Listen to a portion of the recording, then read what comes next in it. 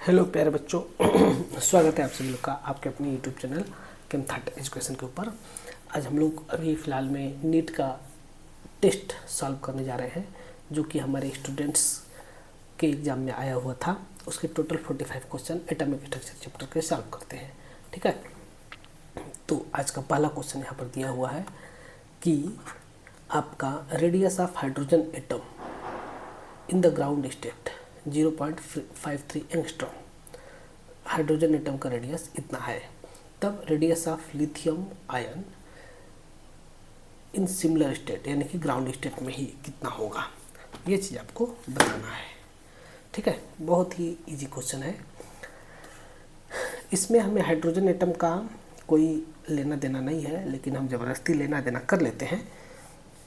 Hydrogen atom के लिए अगर हम रेडियस निकालें आर बराबर तो आता है 0.53 ग्राउंड स्टेट पर अगर बात करेंगे इनटू में n square upon Z angstrom, ये फार्मूला होता है, एक बार लिख लेते हैं।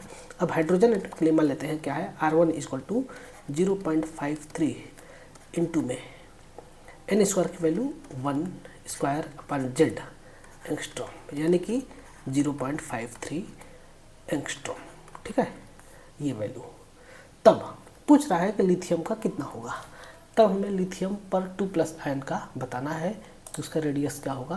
तब हम बहुत ही आसानी से बता सकते हैं कि अगर तब R2 यानी कि लिथियम के लिए अगर बात करें सेम स्टेट में यानी कि सेम स्टेशनरी ग्राउंड स्टेट में ही बताना है, तो ग्राउंड स्टेट का मतलब होता है फर्स्ट ऑर्बिट में n बराबर 1। तब यहाँ पर हो जाएगा 0.53 इंटू में फार्मूले में क्या होता है n square upon Z square angstrom. तब अगर हम देखें ध्यान से तो इसकी जगह पर इक्वेशन दोनों को बैलेंस करने के लिए 0.53 और एंगस्ट्रॉम की जगह पर हम R1 रख सकते हैं। तब R2 बराबर हो जाता है आपका R1 मल्टीप्लाई बाई आपका क्या हो जाएगा N1 स्क्वायर मतलब 1 का स्क्वायर। लिथियम का एटॉमिक नंबर होता है आपका 3। तो फिर से हमें इसको हटाना ही पड़ेगा, तो चलिए हटा देते हैं।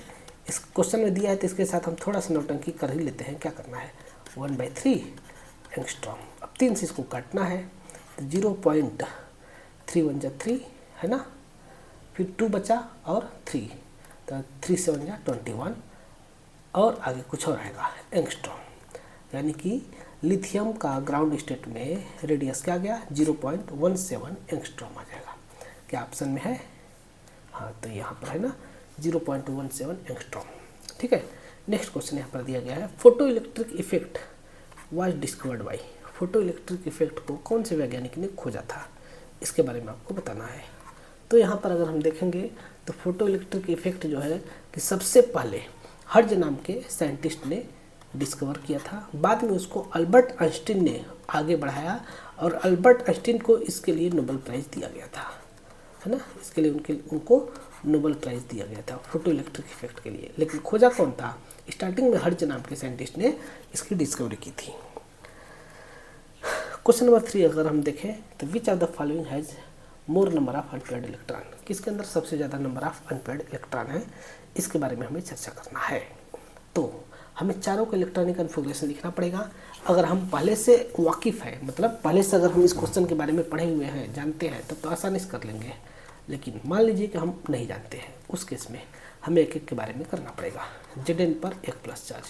जिंक का इलेक्ट्रॉनिक कन्फिगरेशन होता है 30 और इसका आउटर सेल का इलेक्ट्रॉनिक कन्फिगरेशन हो जाता है 18Ar और 4s2 3d10 होता है। लेकिन 1+ है तो 4s1 3d10 हो जाएगा।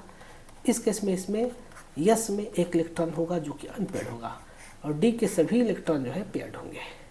इसी प्रकार से अगर हम देखें Fe पर 2+, 26 Fe पर 2+ में अगर बात करेंगे तो इसका होता है इलेक्ट्रॉनिक कन्फिगरेशन 18Ar और इसके बाद फिर 4s0 3d6 ये हो जाएगा। तो जब 0 है तब इस ऑर्बिटल में तो एक भी इलेक्ट्रॉन नहीं होगा, लेकिन D6 में दिया गया है तो इसमें आपके टोटल 4 अनपेयर्ड इलेक्ट्रॉन पाए जाएंगे। कैसे 4 अनपेयर्ड इलेक्ट्रॉन पाए जाएंगे, तो इसके बारे में हम लोग यहाँ पर बात कर सकते हैं, देख सकते हैं। 1 2 3 4 5 6 तो यहाँ पर टोटल 4 अनपेयर्ड इलेक्ट्रॉन पाए जाते हैं।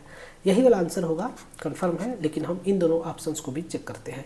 ठीक है, Ni2+ दिया है, यानी कि 28 Ni पर 2+, यानी कि इसका आउटर सेल का इलेक्ट्रॉनिक कन्फिग्रेशन हो जाएगा 4s2 3d8 होता है, लेकिन यहाँ पर 2+ है तो यहाँ से 4s0 हो जाएगा, ये वाला s में से इलेक्ट्रॉन बाहर निकल जाएगा, तब ये क्या हो जाएगा, इसमें आपका वैकेंट, और D8 में आपका यहाँ पर देखेंगे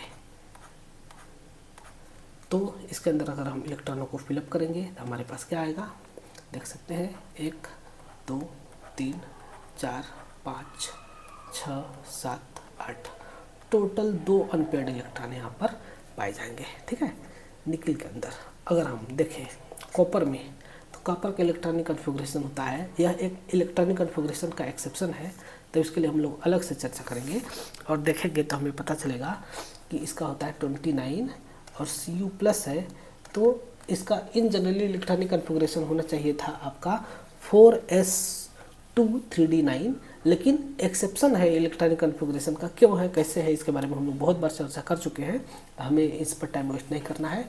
इसका इलेक्ट्रॉनिक कन्फिग्रेशन हो जाता है 4s1 3d10, लेकिन इस केस में एक प्लस चार्ज होने के कारण से यहाँ पर 1 जो है 0 में कन्वर्ट हो जाएगा, तब ये और d ऑर्बिटल पूरा का पूरा फिलअप रहेगा। ठीक है, तब इस केस में ये भी नहीं होगा। ओके, आगे दिया गया है 2 electrons occupying the same orbital are distinguished by, 2 electron एक ही ऑर्बिटल में रखे गए हैं, तो उसको हम कैसे अलग करेंगे। जैसे कि देखिए हमने यहाँ पर बात किया ना, ये दोनों इलेक्ट्रॉन के लिए अगर हम बात करेंगे तो 2 इलेक्ट्रॉन इस ऑर्बिटल में रखे गए हैं, इसको हम कैसे अलग करेंगे। तो इसमें अगर हम देखेंगे तो एक इलेक्ट्रॉन आपका प्लस हाफ स्पिन रखता है और एक जो है आपका माइनस हाफ स्पिन रखता है, एक आपका +1/2 स्पिन रखता है, तो दूसरा कौन सा रखता है -1/2। ये कैसे हमें पता चला, तो ये हमें पता चलता है स्पिन क्वांटम नंबर से। किससे पता चलता है, स्पिन क्वांटम नंबर से हमें पता चलता है। ठीक है, अगला क्वेश्चन दिया गया है electronic velocity of 4th orbit of hydrogen atom is v। ठीक है, तो velocity of electron in first orbit would be, electron की वेलोसिटी मतलब 4th ऑर्बिट में दिया हुआ है आपका कितना v दिया हुआ है, तो इसी की वेलोसिटी आपको फर्स्ट ऑर्बिट में बताना है। तो इसके लिए यहाँ पर हम लोग एक फार्मूला लगाएंगे कि यहाँ पर क्या होता है फार्मूला, तो यहाँ पर आपको फार्मूला लगाना होता है Vn = V1/n, यानी कि फर्स्ट ऑर्बिट में जितना है और फिर चौथे ऑर्बिट में जितना होगा। तो यहाँ पर n की वैल्यू को अगर हम अलग अलग प्रकार से रखेंगे तो अलग अलग आंसर आ जाएगा। ठीक है, तो n की वैल्यू यहाँ पर कैसे करेंगे, देखो अलग से हम n = 4 दिया है ना। ठीक है, n बराबर यहाँ पर आपके सामने 4 दिया है, 4th ऑर्बिट में रख देखते हैं Vn, जब 4th ऑर्बिट में देखेंगे तो आ जाएगा क्या V1/4। तब फर्स्ट ऑर्बिट में क्या आएगा, फर्स्ट ऑर्बिट में आ जाएगा आपका V1 बराबर हो जाएगा V1/1 हो जाएगा। ठीक है, तब यह कट पिट करके क्या आ जाएगा, इन दोनों को हम सॉल्व करेंगे तो V1 बराबर V1 हो जाएगा। और इस आधार पर अगर हम लोग आगे देखेंगे तो क्या हो जाएगा 4V हो जाएगा क्या सॉल्व करने के बाद। इसको अगर हम लोग सॉल्व करेंगे, इक्वेशन नंबर 1 मान लें, इसको इक्वेशन नंबर 2 मान लें। ठीक है, तो इक्वेशन 1 और 2 में हम V1 की जगह पर क्या रख सकते हैं, V1 रख सकते हैं ना इक्वेशन 2 में, या इसको हम लोग इक्वेशन नंबर 3 कहेंगे। 1 और 3 में देखो तो यहाँ पर हम V1 की जगह पर V1 रख देंगे, तब क्या आ जाएगा V4 बराबर V1/4। तब इस केस में V1 बराबर क्या हो जाएगा 4V4, यानी कि आपका 4V हो जाएगा। ठीक है, तो इस केस में कौन सा आंसर हो जाएगा, इस केस में आपका चौथा वाला का 5वां का ए वाला आंसर आ जाएगा। ठीक है, इस प्रकार से इस क्वेश्चन को करना था। नेक्स्ट क्वेश्चन हम 6 नंबर देखेंगे। If RH is the Rydberg constant then energy of an electron in ground state of hydrogen atom. अगर RH आपका रिडबर्ग कांस्टेंट है तो आपको ग्राउंड स्टेट में इलेक्ट्रॉन की एनर्जी बताना है। ये वाला क्वेश्चन हम लोगों ने जेई के भी पेपर में देखे थे, तो हम लोग देख लेते हैं। RH क्या दिया गया है, RH आपका रिडबर्ग कांस्टेंट है। ठीक है, इसको हम लोग आर से भी रिप्रेजेंट कर सकते हैं, कोई बात नहीं। हमारे पास एक फार्मूला होता है, क्या चीज़ फार्मूला होगा, यहाँ पर जो हम फार्मूला लगाते हैं उस फार्मूले को हम लोग लगाएंगे, तब हमें क्या पता चलेगा, E इक्वल टू, सॉरी देखो सबसे पहले जो फार्मूला होता है उसके बारे में हम लोग बात करते हैं। 1/λ इक्वल टू RH, फिर Z स्क्वायर, फिर 1 में N1 स्क्वायर माइनस इनफाइनाइट इसको बोल देते हैं जब कुछ नहीं दिया गया है तो, ठीक है। तब हाइड्रोजन के लिए बात हो रहा है, और एक और हमको फार्मूला पता है, कौन सा फार्मूला, डेल्टा E बराबर या फिर E बराबर HC/λ। तब आपका इसको हम एक और टर्म में लिख सकते हैं, 1/λ multiply by HC, 1/λ multiply by HC। तब 1/λ बराबर क्या हो जाएगा, 1/λ बराबर डेल्टा E/HC हो जाएगा। तब एक सेकेंड, हाँ 1/λ बराबर ये, तो यहाँ पर इक्वेशन नंबर हम इसको करेंगे 1, इसको कर देंगे 2। अब 2 की वैल्यू 1 में रखेंगे, तब डेल्टा E/में HC हो जाएगा, delta E/HC equal to RH। Hydrogen है तो Z की वैल्यू 1 हो जाएगा, फिर ग्राउंड स्टेट बोला है तो 1 में 1 स्क्वायर, और जब कुछ नहीं दिया होता है तो यहाँ 0 या इन्फाइनाइट कर देते हैं तो ये वैल्यू कट पीट के खत्म हो जाता है।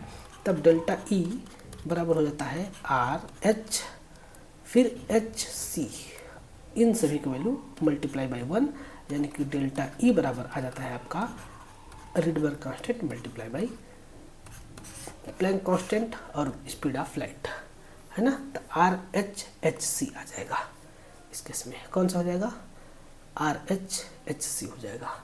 लेकिन यहाँ पर आपका कुछ भी नहीं दिया है, हमें यहाँ पर 2 वैल्यू को घटा करके नहीं पता चला है, इसलिए यहाँ पर निगेटिव आ जाएगा। इसमें कोई भी घबराने की बात नहीं है, E1 की वैल्यू इस केस में क्या हो जाएगा, निगेटिव हो जाएगा। हम करके दिखा भी सकते हैं, अगर हम यहाँ पर निगेटिव ना लें तब एक चीज़ और हम कर सकते हैं ना, एक और तरीके से देख सकते हैं। 1/λ सिर्फ अगर हम निकालेंगे एक वैल्यू के लिए, तो 1/λ बराबर हम लिख सकते हैं RH और माइनस, मतलब माइनस RH और Z स्क्वायर 1/N1 स्क्वायर होता है। ये फार्मूला हम लोग देख चुके हैं, हम लोग जानते हैं। कैसे जानते हैं तो देखो ध्यान से, इधर हम लोग जब चर्चा कर रहे थे अच्छे से चर्चा कर रहे, कैसे होता है, डेल्टा E बराबर फार्मूला होता है ना, -13.6 मल्टीप्लाई में Z स्क्वायर में 1/N1 स्क्वायर, ठीक है। और डेल्टा E बराबर क्या होता है, डेल्टा E बराबर होता है HC/λ, HC/λ। तब 1/λ बराबर ही 1/λ, मतलब यहाँ पर रख सकते हैं HC, जल्दी में काम बिगड़ रहा है, HC/λ equal to -13.6 Z square और 1 में N1 स्क्वायर बोल सकते हैं।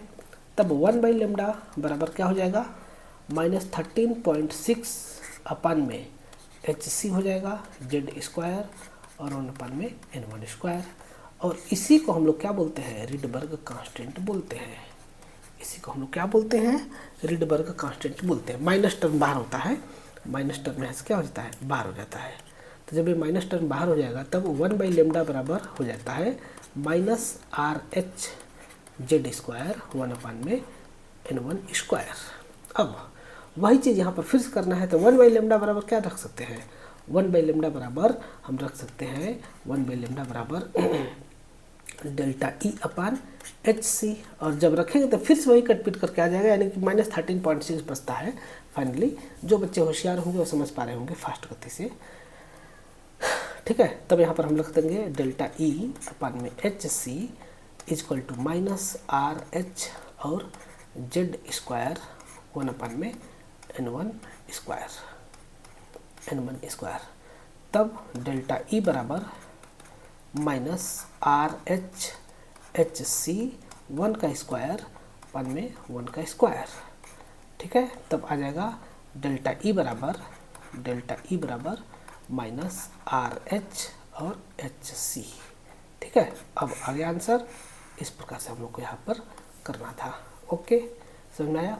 नेक्स्ट क्वेश्चन दिया गया है, in the second Bohr orbit of hydrogen atom hydrogen atom का सेकेंड ऑर्बिट का एनर्जी जो है इतना है। The energy of second Bohr orbit of hydrogen atom is -238 kilo joule, है ना। तब इसके फोर्थ बोर ऑर्बिट का एनर्जी क्या होगा, ये चीज़ आपको बताना है। सेकेंड बोर ऑर्बिट का एनर्जी दिया हुआ है, आपको फोर्थ बोर ऑर्बिट का एनर्जी निकालना है। तो जो चीज़ दिया है ना वो एकदम सही दिया है, तो उसी आधार पर हम फोर्थ बोर ऑर्बिट का भी एनर्जी निकाल सकते हैं। और वो कैसे निकलेगा तो हम सबको पता है कैसे। हमको एक फार्मूला पता होगा एनर्जी निकालने का, कि एनर्जी बराबर फार्मूला होता है आपका डेल्टा ई बराबर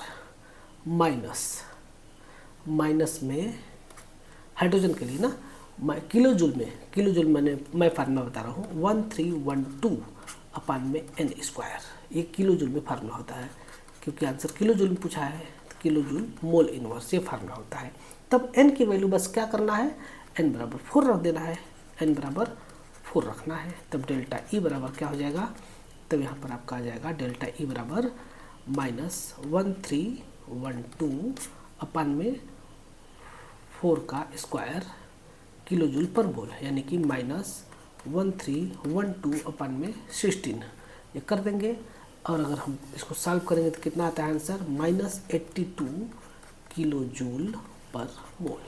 ये फार्मूला किलो जूल में होता है। अब ये फार्मूला कैसे आया तो इसके बारे में हम सभी को पता होना चाहिए कि फार्मूला आता कहाँ से है। तो ये फार्मूला हम सभी लोग को पता होगा कि डेल्टा ई बराबर -13.6 इलेक्ट्रॉन वोल्ट वाले फार्मूले से ही Z square upon n square वाले फार्मूले को ही सॉल्व करके आया है। इलेक्ट्रॉन वोल्ट पर एटम होता है, ठीक है। इसी प्रकार से एक और फार्मूला होता है, और वो फार्मूला होता है आपका जूल में होता है, लेकिन जूल में पर एटम में होता है। लेकिन यहाँ पर किस में पूछा गया है, पर मोल में पूछा गया है, तो यहाँ पर ये वाला आपका आंसर आ जाएगा -82, है ना। कहाँ गया, हाँ -82 किलो जूल पर मोल। ओके, एक एटम का पूछा होता तब तो आसानी से कर लेते, लेकिन एक मोल में पूछा था। करके देख ले, चलो करके देख लेते हैं कि आखिरकार ये फार्मूला आया कहाँ से। रियल फार्मूला मैं आज तक कभी भी स्टूडेंट्स को नहीं बताया हूँ।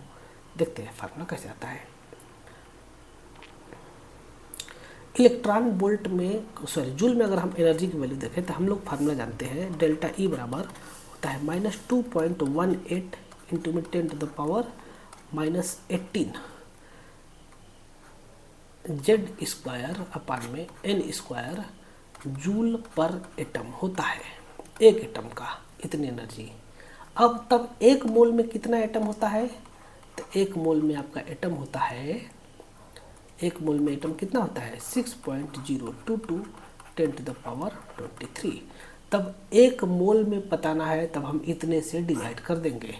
तो जब इससे डिवाइड करेंगे तो कितना आ जाएगा, -2.18 into 10 to the power -18 upon में 6.022 10 to the power 23 Z square upon n square, Z square upon n square joule per mole, ये वैल्यू हो जाएगा। अब इसको सॉल्व करने के बाद हमारे पास देखते हैं क्या वैल्यू आता है।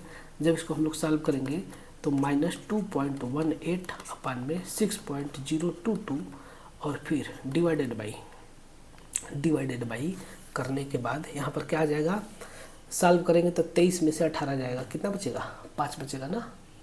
यहाँ पर कितना हो जाएगा, 23 में से 18 जाएगा तो 5 बचेगा। 10 to the power 5 Z square upon n square, Z square upon n square होगा। देखते हैं joule per mole.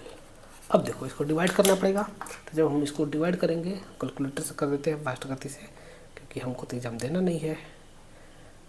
2.18 divided by 6.022, तब यहाँ पर आंसर आता है आपका कुछ गड़बड़ नहीं ना आ रहा है भैया, तब यहाँ पर इसका आंसर आता है 0.36200 इंटू में 10 to the power 5 Z square upon n square joule per mole, ये होता है। ठीक है, अब इसके बाद हमें इसको किलो जूल में बदलना है तो क्या करेंगे, 1000 से डिवाइड करेंगे। तो जब 1000 डिवाइड करोगे तो ऊपर की संख्या क्या बचेगा, ऊपर का संख्या आपका हो जाएगा 2। तो 2 होने के बाद ही ये क्या हो जाएगा, तब इसको हम लोग बदल सकते हैं 0.36200 इंटू में 10⁻² Z² किलो जूल और पर मोल, यानी कि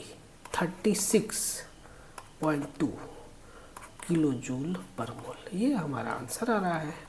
लेकिन यहाँ पर तो हमारा कोई गड़बड़ नहीं आंसर आ रहा है, जबकि यहाँ पर क्या दिया हुआ है, यहाँ पर दिया हुआ है आपका 1312 दिया हुआ है फार्मूला में, डेल्टा ई की वैल्यू, ई एन की वैल्यू। ये आंसर निगेटिव में आएगा, इसकी कोई दिक्कत नहीं है। अपान में n² ये दिया हुआ है। अच्छा, ऐसे कैसे यहाँ पर आ गया, तो यहाँ पर थोड़ा सा वेरी कर रहा है आंसर, थोड़ा सा नहीं, कुछ ज़्यादा ही वेरी कर रहा है। तो इसको हम लोग कभी और देखेंगे, ठीक है कि, लेकिन हमें यही फार्मूला लगाना, हमको बस यहाँ पर क्रॉस चेक करना था कि आ रहा है कि नहीं आ रहा है। ठीक है बच्चों, तो इसको हम यहीं तक रहने देते हैं, बाद में कभी हम लोग देख लेंगे। अगला क्वेश्चन दिया है, for azimuthal quantum number L = 3 maximum number of electron कितने होंगे। L = 3 दिया है, तो मैक्सिमम नंबर ऑफ इलेक्ट्रॉन कितने होंगे ये आपको बताना है। तो मैक्सिमम नंबर ऑफ इलेक्ट्रॉन के लिए क्या फार्मूला हो जाएगा, जब अगर आपका एजीमुथल क्वांटम नंबर दिया हो तब उसके केस में फार्मूला होता है 4L + 2, यानी कि L की वैल्यू रखेंगे 3, तो 4 × 3 + 2, यानी कि आंसर आता है आपको 14। कौन सा आंसर हो जाएगा, 14 number. Total number of valence electron in phosphonium ion, phosphonium ion में total number of valence electron कितने होते हैं। तो देखिए ये बनता कैसे है, इसको अगर हम देख लेंगे समझ जाएंगे। ये होता है आपका pH3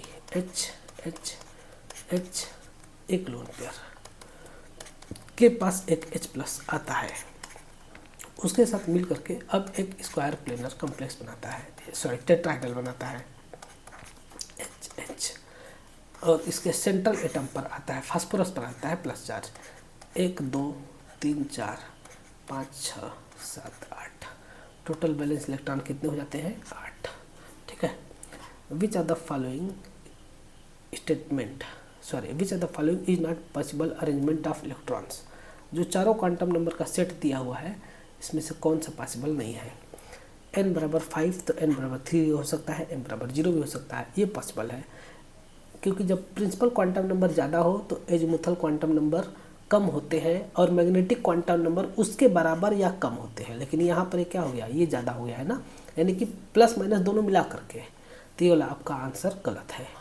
ठीक है, यहाँ पर देख लेते हैं, n = 3 है तो l = 2 हो सकता है, और m = -2 हो सकता है, लेकिन -3 नहीं हो सकता है। सिमिलरली यहाँ पर n = 4 है तो l = 0 हो सकता है, m = 0 हो सकता है। ठीक है, तो अकॉर्डिंग टू रूल आपका बी वाला ऑप्शन गलत होगा। ठीक है, नेक्स्ट क्वेश्चन इसी प्रकार से यहाँ पर देखते हैं।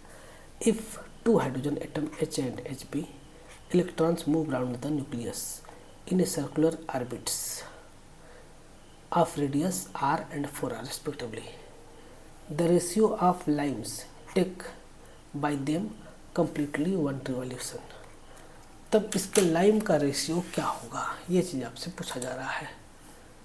ठीक है, तब लाइम्स का मतलब होता है आपका पूरा क्या कहते हैं, एक राउंड लगाने में कितना समय लगेगा, उसका यह टाइम का रेशियो पूछ रहा है। ठीक है, तब यहाँ पर हमें बताना होगा कि क्या होगा इसका रेशियो। ए और बी दो नाम के एटम हैं जो कि आपका रेडियस रखते हैं, ए का रेडियस है r और बी का रेडियस है 4r। ए का रेडियस है आपका r और बी का रेडियस दिया है 4r। तो इसका जो है ratio of Lyme's taken by two complete 1 revolution, एक रिवॉल्यूशन कंप्लीट करने में, जैसे एक का रेडियस छोटा, एक का रेडियस 4 गुना बड़ा, तो एक सर्कल का कंप्लीट करने में, एक रिवॉल्यूशन कंप्लीट करने में कितना टाइम लेगा, तो इसके बारे में बताना है। तो हम सभी लोग यहाँ पर रेडियस और वेलोसिटी का फार्मूला लगाएंगे, फिर टाइम = 2πr अपन, मतलब टाइम = डिस्टेंस अपन वेलोसिटी करेंगे। जैसे वेलोसिटी बराबर क्या होता है, वेलोसिटी बराबर होता है डिस्टेंस अपन टाइम, तो टाइम बराबर क्या हो जाएगा, डिस्टेंस अपन वेलोसिटी। ये फार्मूला हम लोग लगाएंगे। ठीक है, क्लास 8 का फार्मूला, 6 7 8 का फार्मूला लगाएंगे। अब एक सर्कल है तो सर्कल का क्या कहते हैं, सर्कल का डिस्टेंस क्या होगा, सर्कल का डिस्टेंस इसका जो है पेरीमीटर होगा। तो पेरीमीटर निकालते कैसे हैं, तो पेरीमीटर निकालते हैं 2 पाई आर से। आर कैसे फाइंड आउट करेंगे, तो आर दिया हुआ है, एक का आर है, एक का 4r है। ठीक है, तो सबसे पहले हमें इसका वेलोसिटी और इसके अंदर रिलेशन निकालना पड़ेगा। तो पहले VA मतलब वेलोसिटी जो है इसका इन्वर्सली प्रोपोर्शनल होता है स्क्वायर रूट के रेडियस से, रेडियस का इन्वर्सली प्रोपोर्शनल होता है। ठीक है, वेलोसिटी। तब VA बराबर क्या हो जाएगा, VA प्रोपोर्शनल टू हो जाएगा 1/r स्क्वायर रूट r। इसी प्रकार से VB हो जाएगा क्या, VB हो जाएगा आपका स्क्वायर रूट 4r हो जाएगा। ओके, तब VA/V2 क्या हो जाएगा, सॉरी VA/VB क्या हो जाएगा, तो ये वैल्यू हो जाएगा आपका √4/√1। यानी कि अगर हम इसको जब सॉल्व करेंगे, सॉरी 4r/r, जब इसको हम लोग सॉल्व करेंगे तो सॉल्व करते समय अगर हम देखें तो 4 बाहर निकल के 2 हो जाएगा, √r/√r, तो r से r क्या हो जाएंगे, कैंसिल हो जाएंगे, है ना, r से r आपके कैंसिल हो जाएंगे। तब क्या आएगा, पहले हमारा वेलोसिटी का रेशियो निकालेंगे, तब फिर हम किसका रेशियो निकालेंगे, तब फिर हम रेशियो निकालेंगे रेडियस का, मतलब टाइम का रेशियो निकालेंगे। ठीक है, तब वेलोसिटी VA/VB बराबर क्या हो जाएगा, 2 हो जाएगा। ठीक है, यानी कि सिंपल भाषा में VA बराबर 2 और VB बराबर 1 हो जाएगा। ठीक है, इस प्रकार से इसको कर लेंगे। अब देखो टाइम T बराबर क्या होता है, T बराबर होता है डिस्टेंस अपॉन टाइम। हमें लाइन बताना है ना, लाइन का मतलब एक पूरा रिवॉल्यूशन में कितना समय लगा, इसके बारे में बताना है। एक पूरा रिवॉल्यूशन में कितना समय ये लिया, उसके बारे में बताना है। तो टाइम बराबर होता है डिस्टेंस अपॉन में वेलोसिटी। ठीक है, वेलोसिटी तो हमने निकाल दिया, अब पहले टाइम निकाल लेते हैं। ठीक है, तब ये आपका हो जाएगा, अब डिस्टेंस क्या हो जाएगा, तो डिस्टेंस हो जाएगा आपका 2 पाई r पेरीमीटर, यही आपका डिस्टेंस का फार्मूला रखेंगे। तब दोनों का फार्मूला हम लोग रख करके सॉल्व कर लेंगे। थोड़ा सा घुमावदार क्वेश्चन नहीं है, लेकिन ज़्यादा नहीं है, मतलब थोड़ा सा घुमावदार है, ज़्यादा नहीं है। तो TA/TB रेशियो पूछा है ना फर्स्ट और सेकंड हाइड्रोजन के लिए, तो TA/TB करेंगे। तब इसके लिए हो जाएगा पहले वाले के लिए 2 पाई r/VA, फिर दूसरे वाले के लिए भी क्या हो जाएगा 2 पाई, और देखो चौथे वाले मतलब सेकंड वाले हाइड्रोजन का रेडियस कितना था, 4r था, है ना, तो 2 पाई 4r करेंगे, अपान में VB करेंगे, अपान में VB करेंगे। ठीक है, अब इसको अगर हम सॉल्व करेंगे तो आपका कुछ चीज़ें कटेगा, क्या कटेगा तो उसको हम लोग देखते हैं। आपका 2 पाई से 2 पाई कैंसिल हो जाएगा, 2 पाई से 2 पाई r से 2 पाई r कैंसिल हो जाएगा, क्या बचेगा VA/VB बचेगा और 1/4 और VA/VB बचेगा। अब VA/VB का वैल्यू यहाँ पर कितना आया है, 2 आया है। ठीक है, तो इसकी वैल्यू को हम क्या रखेंगे यहाँ पर 2, एक सेकेंड, VA/VB कैसे आएगा, VP/V आएगा ना, हाँ, जैसे हमने किया 2 पाई r/VA। ठीक है, यहाँ पर हो जाएगा, यहाँ पर आपका हो गया 2 पाई r मतलब 4 और VB, तब सॉल्व करने के बाद किस में आएगा, VB/VA आएगा ना, VB/VA होगा। तो हम इसको थोड़ा सा उल्टा करेंगे, मिस्टेक हो गया है, एक्सट्रीमली सॉरी, ये आपका उल्टा हो जाएगा, VB/VA होगा। अब VA/VB की वैल्यू ऊपर में क्या दिया है देखेंगे, वेलोसिटी VA/VB की वैल्यू 2 दिया है, तो आपका VB/VA की वैल्यू 1/2 हो जाएगा, तो 1/4 मल्टीप्लाई बाई 1/2 यानी कि हो जाएगा 1/8, अर्थात आपका रेशियो क्या आ गया 2TA/TB = 1:8। यह आपका लाइम का रेशियो हो जाएगा। कौन सा आंसर सही हो जाएगा, 1:8, सी वाला ऑप्शन करेक्ट होगा। नेक्स्ट क्वेश्चन हम लोग देखते हैं। ये क्वेश्चन भी बहुत ज़बरदस्त है, एकदम आसानी से इसको हम लोग सॉल्व कर सकते हैं। तो यहाँ पर दिया हुआ है कि an electron beam accelerated through a potential difference 1000 volt, V की वैल्यू दिया है 10,000 volts, de Broglie wavelength of the electron beam, इस इलेक्ट्रॉन बीम के लिए डी ब्रागली का वेवलेंथ क्या होता है। तब यहाँ पर एक फार्मूला होता है, उस फार्मूले का हम लोग यहाँ पर प्रयोग करते हैं। यहाँ पर हम लोग फार्मूला लगाते हैं lambda equal to h upon में अंडर रूड 2e, फिर वेलास्ट मतलब पोटेंशियल और मास ऑफ इलेक्ट्रॉन, ये आपका फार्मूला लगाता है। और ये फार्मूला कहाँ से आया है, तो हम लोग को फार्मूला पता है lambda equal to D Broglie के लिए एच अपान पी, तो p बराबर ही यहाँ पर अंडर रूट 2e v रखा जाता है, 2e_v_m रखा जाता है। इसको सॉल्व करने के बाद ये वैल्यू आता है आपका, ये वैल्यू बहुत आसानी से बदल जाता है, सभी कांस्टेंट है ना, ये भी कांस्टेंट, ये भी कांस्टेंट, ये भी सबके कांस्टेंट का वैल्यू रखने पर बदल जाता है 12.6 अपान में अंडर रूट v एंगस्ट्रॉम, इसमें बदल जाता है, ठीक है। लेकिन सभी के वैल्यू को रखने के बाद, तो जब हम इसको रख करके सॉल्व करते हैं, देख लेते हैं सॉल्व करके, तो लेमडा इक्वल टू हो जाता है 12.6 अपान में अंडर रूट में 10,000, है ना। अंडर रूट में क्या किया जाता है 10,000 करते हैं, 10,000 एंगस्ट्रॉम। और फाइनली इसको जब सॉल्व करेंगे तो यह आता है आपका 0.123 एंगस्ट्रॉम अप्रॉक्स में, इसकी वैल्यू इतनी आती है, ठीक है। इस प्रकार से इसको हम लोग करते हैं। हालांकि अगर आप चाहेंगे तो सभी की वैल्यूज़ को रख करके भी देख सकते हैं, कैसे पर, तो लेमडा इक्वल टू एच की वैल्यू 6.626, ये अप्रॉक्स वैल्यू है ना, 10⁻⁻34 जूल सेकेंड, है ना, जूल सेकेंड अपान में, ब्रैकेट में मतलब अपान में लिखेंगे, अंडर रूट में यहाँ पर कैसे, तो देख सकते हैं 2 मल्टीप्लाई बाई इलेक्ट्रॉन का चार्ज 1.6 × 10⁻⁻19 कूलम मल्टीप्लाई बाई 10,000, ठीक है। फिर से मल्टीप्लाई बाई 9.1 × 10⁻31 किलोग्राम। अब इसको हम सॉल्व करेंगे तो जो फाइनल आंसर आता है वही होता है 0.123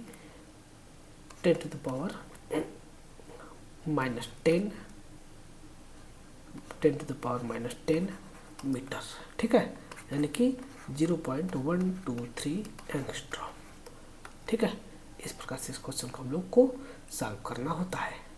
नेक्स्ट हम लोग देखेंगे यहाँ पर कौन सा क्वेश्चन दिया हुआ है, तो कौन सा आंसर हो जाएगा, ए वाला। Energy of second Bohr orbit of the hydrogen atom is इतना, तब energy of fourth Bohr orbit, ऊपर वाला क्वेश्चन 2 बार रिपीट हो गया है, यह वाला आंसर हो जाएगा -82 किलो जूल पर मोल, ठीक है। Calculate the energy in joule corresponding to the wavelength दिया हुआ है ना, प्लैंक कांस्टेंट दिया हुआ है, लाइट की वैल्यू दिया हुआ है, एकदम इजी फार्मूला लगेगा। क्या निकालना है आपको, एनर्जी निकालना है ना, तो डेल्टा ई बराबर फार्मूला होता है HC अपान लेमडा।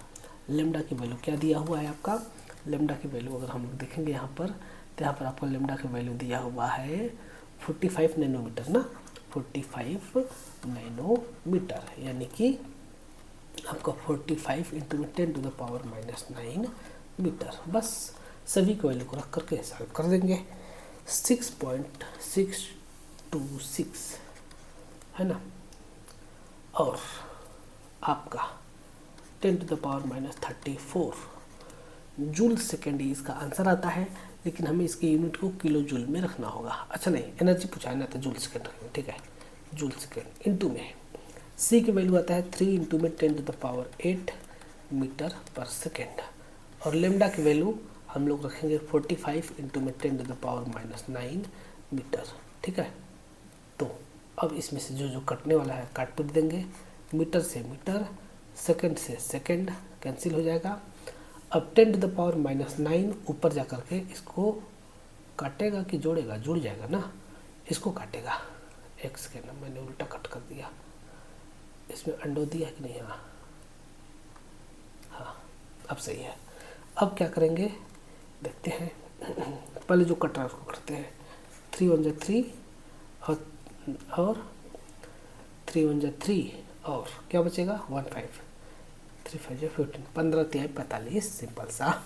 ये 19 -9 ऊपर जाकर के किस में हो जाएगा, प्लस में। तब एक स्टेप बढ़ाते हैं, 6.626 10 to the power -34 multiply by 8 7 15, नहीं 9 7 9 8 17 10 to the power -17 हो जाएगा, सॉरी +17 होगा ना जी। 10 to the power 9 8 17, ठीक है, डिवाइडेड बाई 15, ठीक है। अब इसको 15 से डिवाइड कर देंगे, तब देखते हैं आंसर कितना आता है। जब इसको डिवाइड करेंगे तब क्या हो जाएगा 6.626 10 to the power। अब इसको सॉल्व करेंगे तो 14 में से 7 जाएगा, कितना बचेगा, 14 में 7 जाएगा 7 बचेगा। और फिर 3 में से नहीं 2 में से एक जाएगा आपका 1 में से, अरे 17 2 या 42 34 होता है। और यहाँ पर बचेगा 15। अब 15 से तो नहीं जाएगा, तो हम क्या करते हैं, इसको 66 कर देते हैं और उधर एक क्या करेंगे, बढ़ा देंगे। 66.26 10 to the power -18 और 15 के टेबल में इसको कटेंगे। 15 कम 15, 15 चौके 60, 4 से कटेगा। फिर क्या बचेगा, पॉइंट लगा करके 62 आ जाएगा। जैसे 62 आ जाएगा तो फिर से कट जाएगा, 15 चौके 60। अब क्या बचेगा अब बचेगा 2 और 6। तो जैसे 2 और 6 बचेगा तो अप्रॉक्स 2 के आसपास आंसर आ जाएगा, यानी कि approx 4.4 near about 4.4 into 10 to the power -18 joule इसका वैल्यू आता है। तो देखते हैं किसमें दिया है, 4.4 दिया है, तो हाँ यहाँ पर आपके 18 आएगा, इसमें 18 दिया है ना, हाँ यहाँ पर 4.42 10 to the power -18 जूल हो जाएगा, ठीक है। इस प्रकार से हमको इसको करना था, बहुत इजी क्वेश्चन था। अगला क्वेश्चन हम लोग देखते हैं, ठीक है।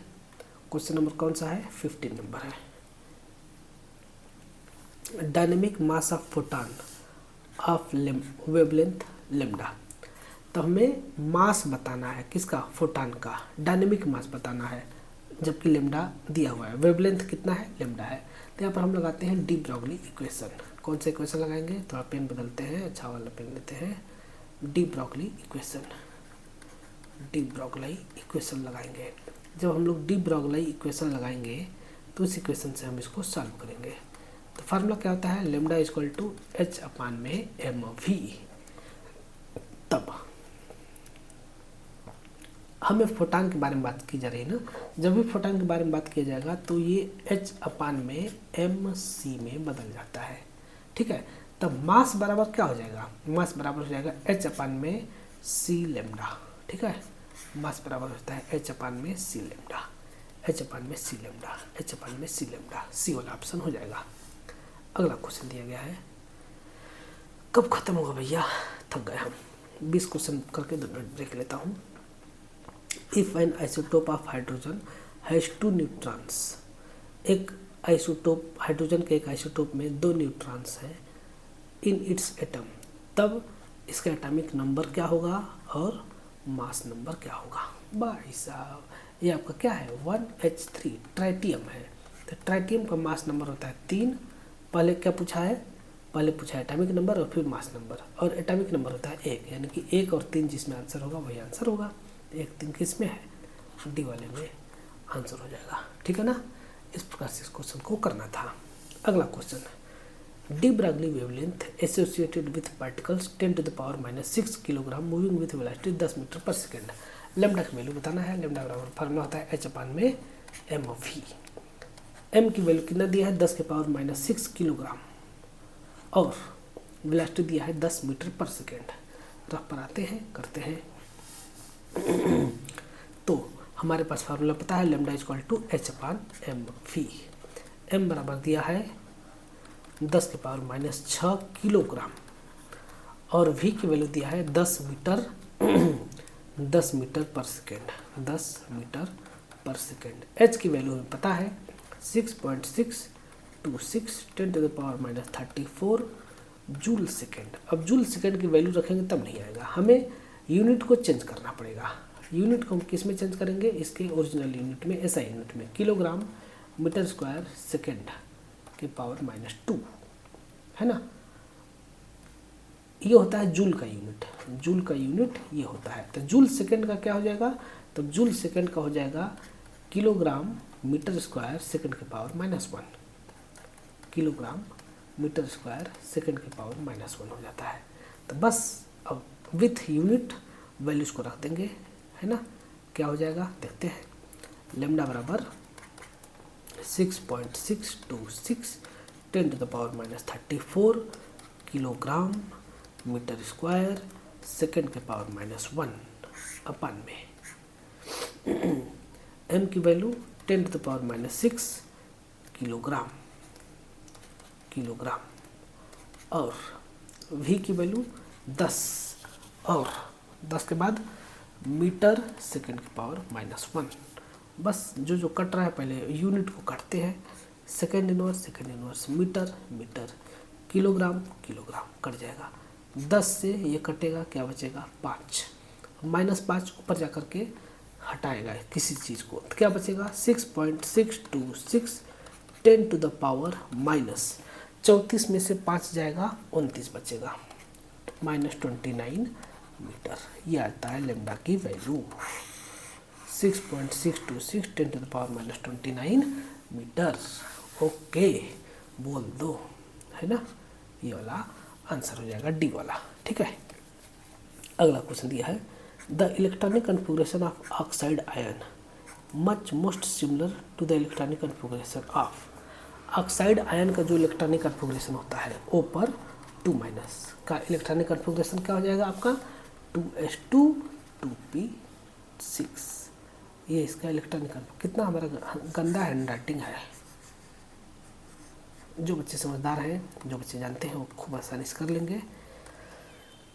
O पर 2- का इलेक्ट्रॉनिक कन्फिगरेशन होता है 2s2 2p6।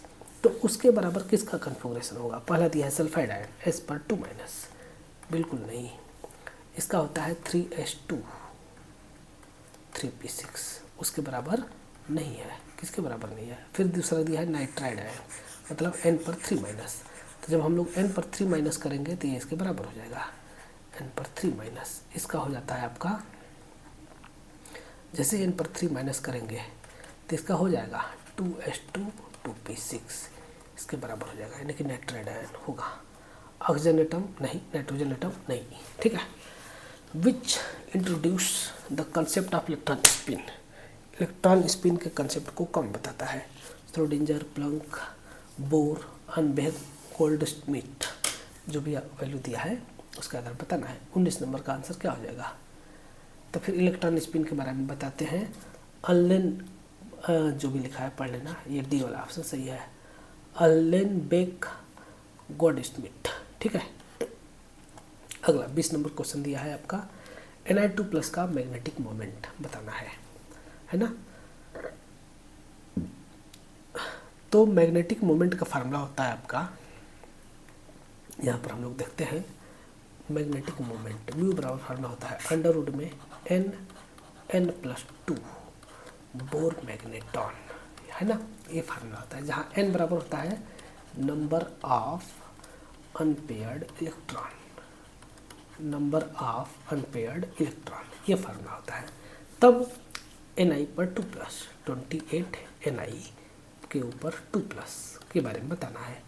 तो इसका इलेक्ट्रॉनिक कन्फिगरेशन हो जाएगा 18Ar, और Ni पर 2+ है ना, तो 4s0 और 3d8, ये इसका इलेक्ट्रॉनिक कन्फिगरेशन हो जाएगा। 4s ऑर्बिटल वैकेंट रहेगा, 3d में इलेक्ट्रॉन को हम लोग भरेंगे। जैसे 3d में इलेक्ट्रॉन को भरेंगे तो पता चल जाएगा कि हमारे पास कितने अनपेयर्ड इलेक्ट्रॉन होंगे। हमारे पास नहीं, इसके पास।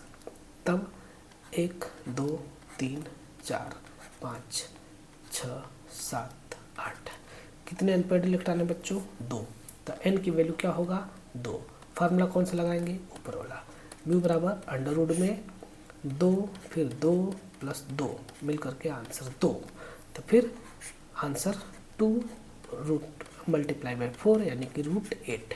√8 का मतलब क्या होता है? Bore magneton. अगर 9 होता आपके पास, √9 होता तो आंसर आता 3 बोर मैग्नेटॉन। लेकिन आपके पास क्या है? √8, तो ये क्या आ जाएगा?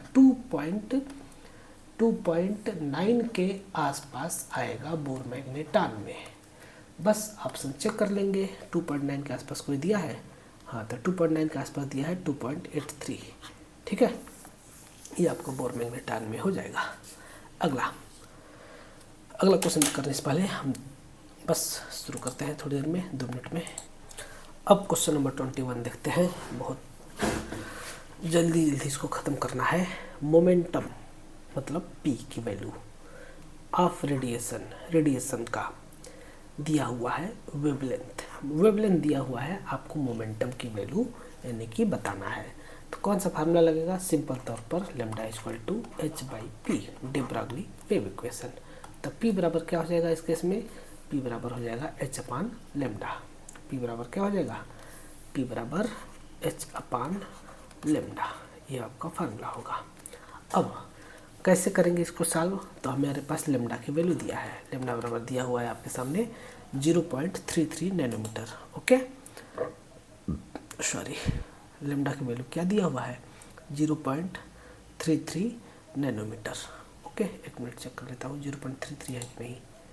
हाँ, ठीक है, 0.33 नैनोमीटर। 33 इंटू में 10⁻⁻9 मीटर, यानी कि इसको हम क्या कर सकते हैं? 3.3 कर सकते हैं 10⁻⁻8 मीटर। ठीक है, अब देखो आगे क्या करना होगा। तब P बराबर हम कि इसका SI यूनिट रखेंगे, किसका? प्लैंक कांस्टेंट का। 6.6 10⁻34 किलोग्राम मीटर स्क्वायर सेकेंड के पावर -1 है ना। और इसकी वैल्यू हो जाएगा 3.3 10⁻⁻8 मीटर। अब जो कटने वाले हैं पहले इसको हम कट करेंगे, है ना। मीटर से 1 मीटर कटेगा, 3.3 बन जा 2 से कट जाएगा तो कितना आ जाएगा? अच्छा देखो, ये -8 और यहाँ -34, ऊपर जाकर किस में हो जाएगा? प्लस में हो जाएगा, यानी कि कट पीट खत्म होगा। तो 14 में से 8 जाएगा, इसको हम घटाएंगे 34/8, तो 14 में से 8 जाएगा, 6 बचेगा और यहाँ पर 2 बचेगा, है ना। तो 2 इंटू में 10⁻26 kilogram metre per second momentum की वैल्यू आ जाएगा। देखते हैं क्या इतना आया है? तो हाँ, क्यों नहीं आया? ये क्यों नहीं आया?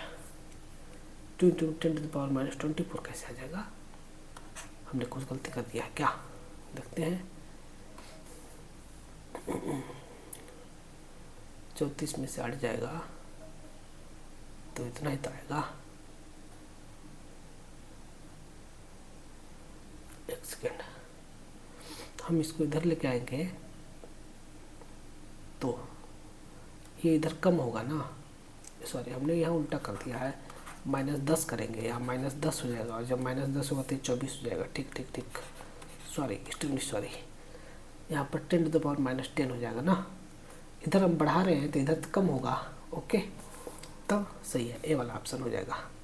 Next question, wave number of the spectral line in the emission spectrum of hydrogen will be equal to 8/9 times of Rydberg constant if electron jumps from. इसमें आपको बताना है N1 और N2 की वैल्यू की। Wave number of spectral line nu bar की value दिया हुआ है, रिडबर्ग कांस्टेंट का 8/9 टाइम्स है। तो 8/9 कैसे आएगा? तो हमारे पास फार्मूला होता है इसके लिए फार्मूला आता है आपका 1/λ = RH, हाइड्रोजन स्पेक्ट्रम के लिए Z² 1/में N1² -1/में N2²। तब आपका 1/λ की वैल्यू दिया हुआ है 8/9 RH। Z² की वैल्यू तो 1 हो जाएगा, इसको छोड़ दीजिए, है ना। 1/RH इसकी वैल्यू दिया हुआ है।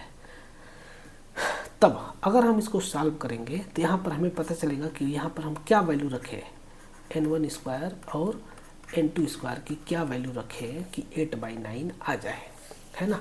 तो अगर हम दोनों तरफ को सॉल्व करके देखें, अब इसको मिटाओ, तब हम इसको मान लें इक्वेशन 1 और इक्वेशन 2, हम यहाँ पर मान लेते हैं इसको इक्वेशन नंबर 1, उसको मान लेते हैं इक्वेशन नंबर 2।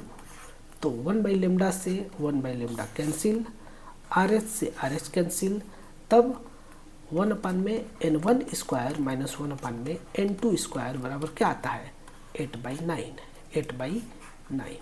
तो हम क्या रखें यहाँ पर कि 8/9 आ जाए, तो उसके लिए यहाँ पर 4 ऑप्शन दिए हुए हैं, इसकी वैल्यू ये रखो, ये रखो, ये रखो, ये रखो, ठीक है। तो हम इसको सॉल्व करेंगे तो शायद 2 और 3 रखेंगे तो इसकी वैल्यू आ सकता है, ठीक है ना।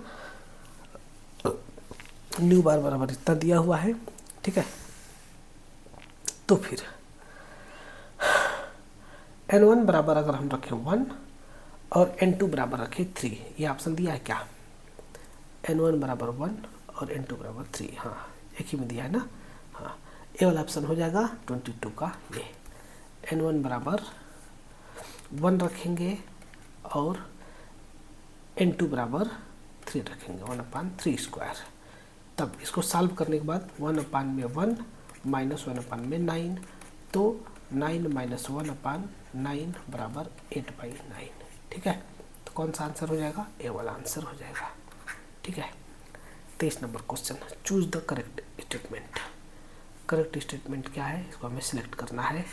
जब हम इसको सिलेक्ट करने चलेंगे तो देखेंगे the shape of atomic orbitals depends on azimuthal quantum number. जो एटॉमिक ऑर्बिटल का शेप होता है वह एजीमुथल क्वांटम नंबर के ऊपर डिपेंड करता है। क्या ये बात सही है कि नहीं, तो उसके आधार पर हमें देखना है। इसी प्रकार से अगला हम देखें, एटॉमिक ऑर्बिटल का शेप बोला है ना, द ओरिएंटेशन ऑफ, अच्छा इनकरेक्ट पूछा है ना, वही तो मैं भी सोचा। The orientation of N atomic orbital depends on the magnetic quantum number. क्या ये बात सही है, तो हाँ ये बात सही है। और यहाँ पर भी एटॉमिक ऑर्बिटल का शेप डिपेंड करता है कि आपका एजीमुथल क्वांटम नंबर कैसा है, यानी कि S है कि P है कि D है कि F है, इसके ऊपर, ठीक है। अगला सी नंबर दिया है, energy of an electron in an atomic orbital of multi electron depend on the principal quantum number. Energy of an electron in an orbital, orbital के अंदर एनर्जी जो है प्रिंसिपल क्वांटम नंबर के ऊपर डिपेंड करता है ना, ये बात आपका गलत है ना। ऑर्बिटल के अंदर एनर्जी के बारे में प्रिंसिपल क्वांटम नंबर नहीं जिम्मेदार होता है। ऑर्बिटल के अंदर एनर्जी के बारे में आपका जिम्मेदार होता है, कौन जिम्मेदार होगा इसके लिए, energy of an electron in an atomic orbital of multi electron atom depends on principal quantum number. ना ना ना ना, यहाँ पर एजीमुथल क्वांटम नंबर या मैग्नेटिक क्वांटम नंबर होगा, ये वाला नहीं होगा। The number of degenerate atomic orbital of one type depends on the value of azimuthal quantum number and magnetic quantum number। ये भी बात आपका सही है। डीजनरेट का मतलब होता है सेम एनर्जी, सेम एनर्जी वाला ऑर्बिटल्स एक ही प्रकार का डिपेंड करता है एजीमुथल क्वांटम नंबर और मैग्नेटिक क्वांटम नंबर के बारे में, हाँ तो ये बात सही है। जैसे P में देखें तो P के जो सभी ऑर्बिटल्स हैं Px, Py, Pz, यह आपके सेम एनर्जी के होते हैं, तो इसको हम लोग डीजेड बोलते हैं। तो ये डिपेंड करता है आपका मैग्नेटिक क्वांटम नंबर के ऊपर, ठीक है। तो इस केस में कौन सा ऑप्शन सही है, तो जो ऑप्शन गलत है, तो कौन सा ऑप्शन गलत है, सी वाला, है ना। तो सी वाला ऑप्शन आपका सही है। अगला, de Broglie wavelength relates to applied voltage are alpha particles, sorry are नहीं होगा, फार होगा, for alpha particle. Alpha particle के लिए डी ब्रागली वेवलेंथ का फार्मूला क्या होता है ना। तब यहाँ पर सभी के लिए यहाँ पर दिया हुआ है, जिसको हम लोग देख लेंगे। तीनों के लिए हम यहाँ पर फार्मूला लिख देता हूँ, ठीक है। फॉर इलेक्ट्रॉन के लिए ये फार्मूला हो जाता है आपका, अभी हम थोड़ी देर पहले देखे थे ना, 12.26 अपन में √V एंगस्ट्रॉम, ये होता है इलेक्ट्रॉन के लिए। इसी प्रकार से फॉर प्रोटॉन के लिए फार्मूला हो जाता है 0. लेमडा की वैल्यू ना 0.286 अपन में √V एंगस्ट्रॉम। इसी प्रकार से फॉर अल्फा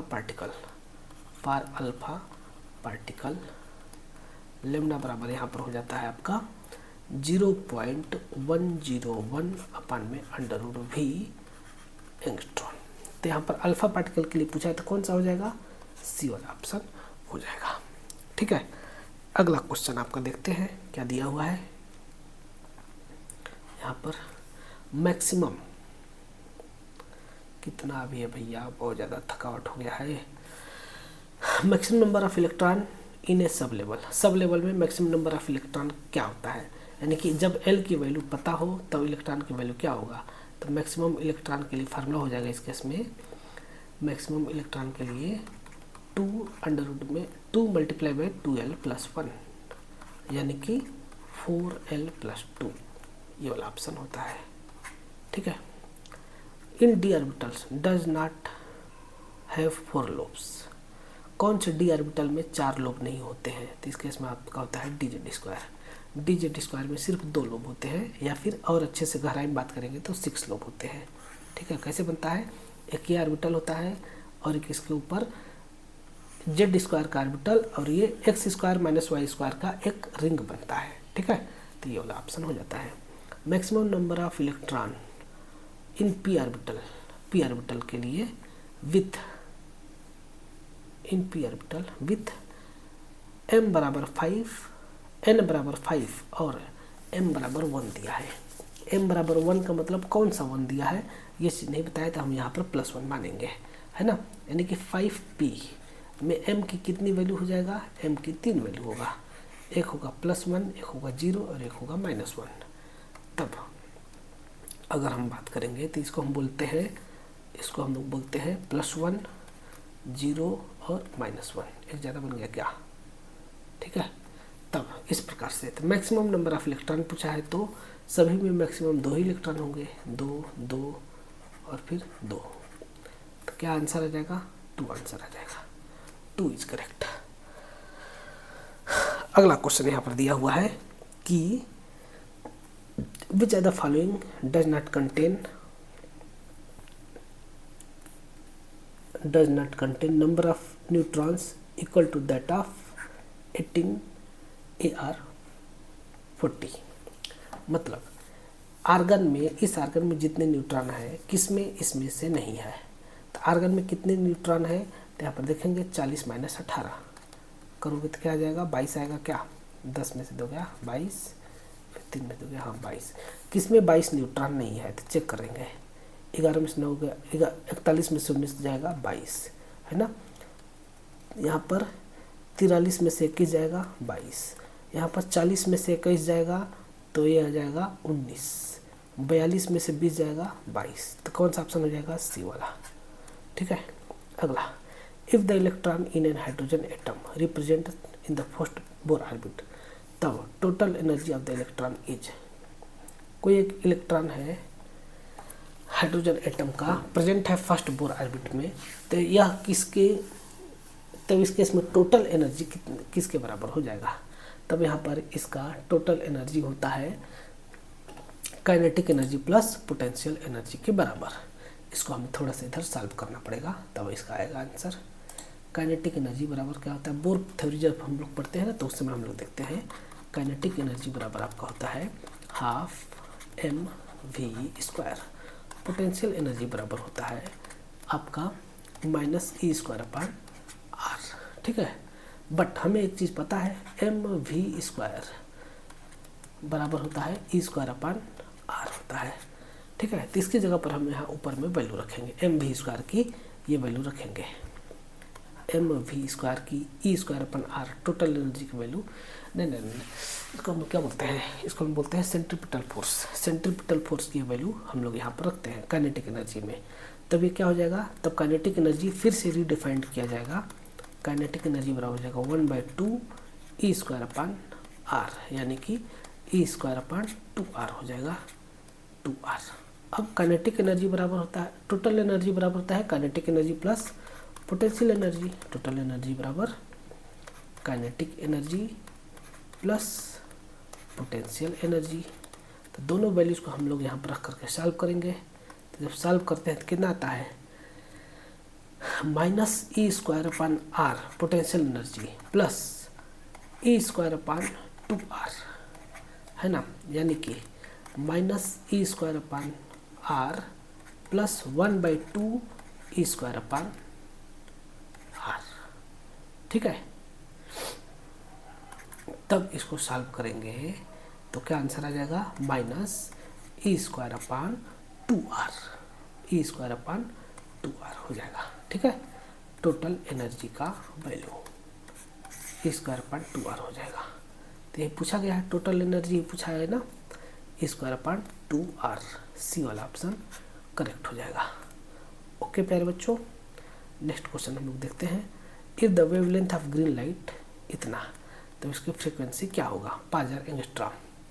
ग्रीन लाइट बोला तो हम लोग ग्रीन से इसको करते हैं। ग्रीन लाइट का वेवलेंथ दिया हुआ है, लैम्डा फॉर ग्रीन लाइट दिया हुआ है 5000 एंगस्ट्रॉम, यानी कि 5000 एंगस्ट्रॉम ना।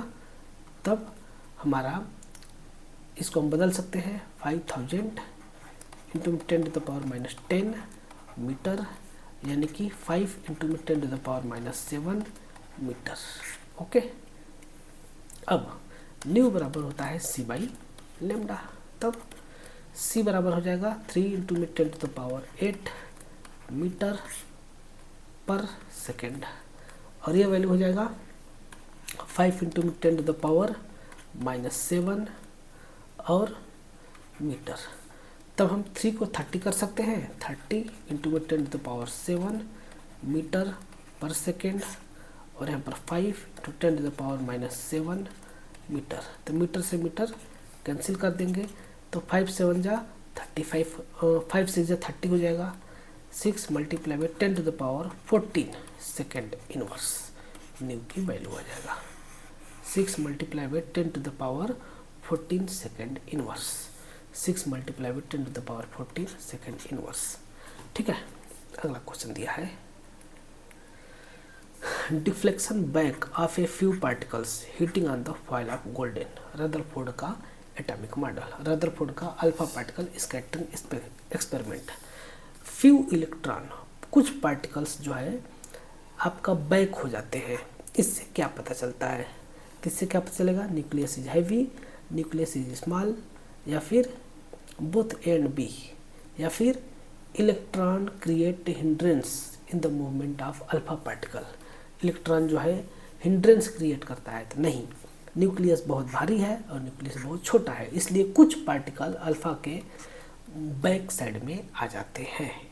ओके, इस प्रकार से इसको करना था। कितने बच्चे, बहुत ज़्यादा है। Measurement of electron position is associated with uncertainty in momentum is equal to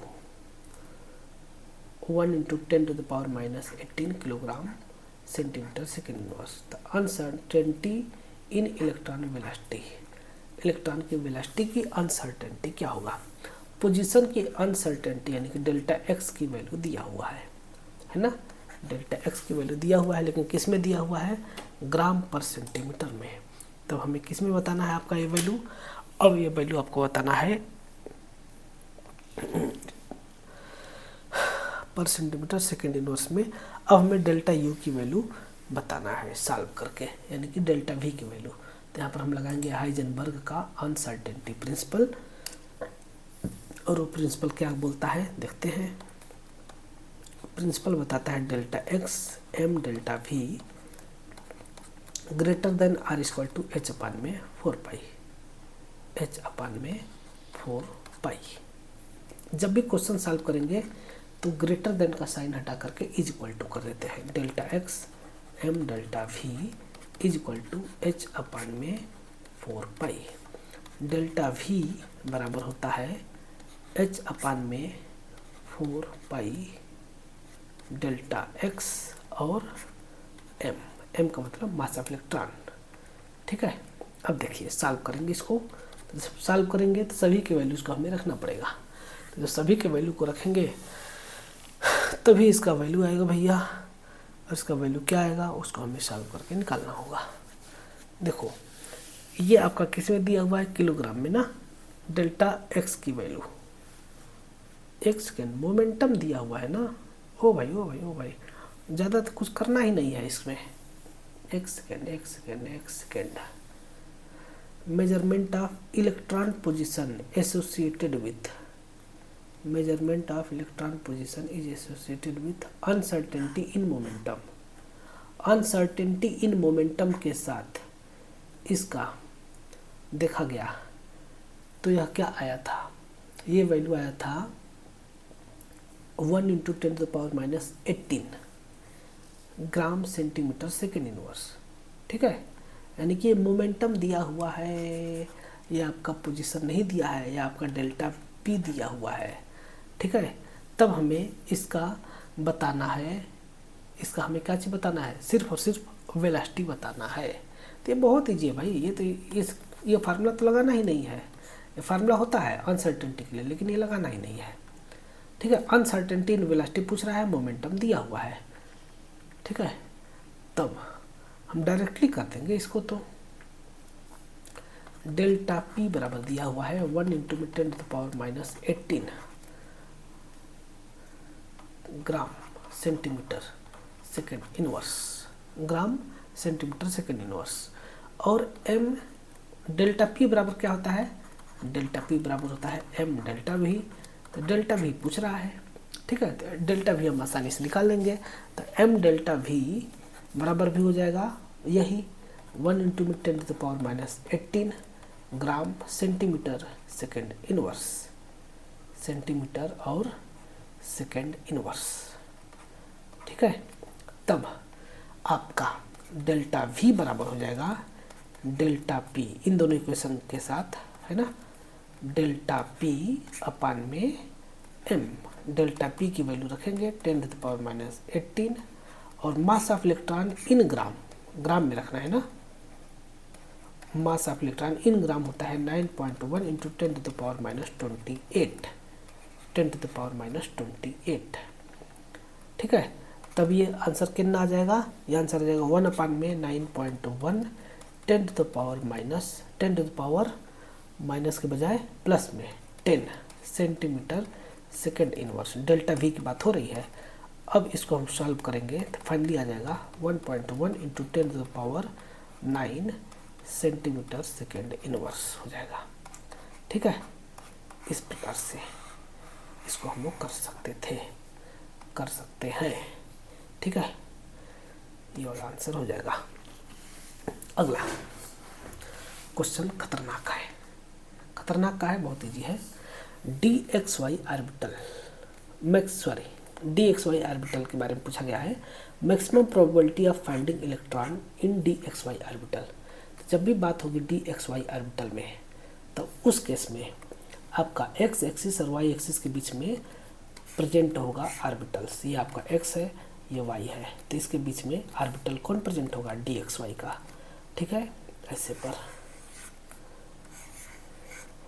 पर होते हैं। तब x और y के बीच में एंगल कितना है, 90 डिग्री का है। तब इसके बीच में जो ऑर्बिटल है वो कितने पर होगा, 45 डिग्री पर होगा। अब देखते हैं क्या दिया है। along the x axis गलत, along the y axis गलत, at angle from x and y axis, x और y के 45 डिग्री के एंगल पर, at angle from 90 degree of x and y, नहीं 45 डिग्री के एंगल पर प्रेजेंट होता है। कितना ये क्वेश्चन था। Total number of fundamental particles of one atom of 6C12 में total number of fundamental particle कितने होंगे। तब total number of fundamental particle में अगर हम बात करेंगे तो 6 इलेक्ट्रॉन होगा, 6 प्रोटॉन होगा और 14 में से जाएगा 8 न्यूट्रॉन होगा। तीनों को सम कर लेंगे तो 6 6 12 और 8 20, कितने हो जाएंगे, 20 हो जाएंगे। Work function for photo electric effect, photo electric effect के लिए वर्क फंक्शन किसके बराबर होता है, ये चीज़ आपको बताना है। तो क्या क्या दिया है, पढ़ते हैं। It depends upon the frequency of incident light, जो लाइट पड़ रही है उसके फ्रीक्वेंसी पर डिपेंड करता है। कि is same for all atoms यह सभी मेटल के लिए बराबर होता है। It different for different metals, हाँ अलग अलग मेटल के लिए वर्क फंक्शन अलग अलग होते हैं और यह डिपेंड करता है आपका इफेक्टिव न्यूक्लियर चार्ज के ऊपर, यानी कि जेड इफेक्टिव के ऊपर, इफेक्टिव न्यूक्लियर चार्ज के ऊपर यह डिपेंड करता है। ओके, यानी कि जेड इफेक्टिव, जेड इफ के ऊपर यह वैल्यू डिपेंड करता है। आया समझ में? जिसका जेड इफ की वैल्यू ज़्यादा उसका वर्क फंक्शन भी ज़्यादा होगा। अगला, if uncertainty in position and velocity will be equal to uncertainty in if uncertainty in position and velocity are equal, position और वेलोसिटी का अनसर्टेनिटी इक्वल है, तब अनसर्टेनिटी इन मोमेंटम, तब अनसर्टेनिटी इन मोमेंटम क्या होगा, इसके बारे में बताना है। यानी कि इस केस में delta X is equal to बात किया गया है डेल्टा वी का, और हमें फार्मूला पता है क्या, delta x multiply by delta v is equal to यानी greater than or is equal to h upon में 4 पाई, या फिर दूसरी भाषा में बोल सकते हैं एम डेल्टा वी, ये होता है ना, या फिर दूसरी भाषा में delta x multiply by delta p, greater then के साइन को हम हटा देते हैं, is equal to h upon में 4 पाई, ये बोल सकते हैं। ठीक है, अब अगर हम देखें तब बोला गया है क्वेश्चन में कि आपका delta X is equal to delta V है, तो जब delta X is equal to delta V है तो इसको और इसको बराबर मान सकते हैं, तो एक साथ हम क्या कर सकते हैं, अच्छा एक बार और नीचे फार्मूला लिखते हैं, डेल्टा एक्स इंटू में m delta v is equal to h upon में 4 पाई, ऊपर वाला फार्मूला हमने यहाँ पर फिर से लिखा।